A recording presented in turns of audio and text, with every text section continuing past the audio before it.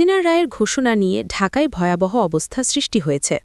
রাস্তায় ককটেল বিস্ফোরণ করা শুরু, গাড়ি ভাঙচুর, নানা ধরনের অনৈতিক কার্যকলাপ সৃষ্টি করেছে আওয়ামীপন্থীরা। রাস্তাঘাটে মিছিল সমাবেশ নিয়ে প্রকাশ্যে আন্দোলন করছে তারা। এদিকে অন্তর্বর্তীকালীন সরকার ঢাকা সুশৃঙ্খল রাখছে, পুলিশ, র্যাব, বিজিবি সেনা মোতায়েন করেছে গত সোমবার থেকে।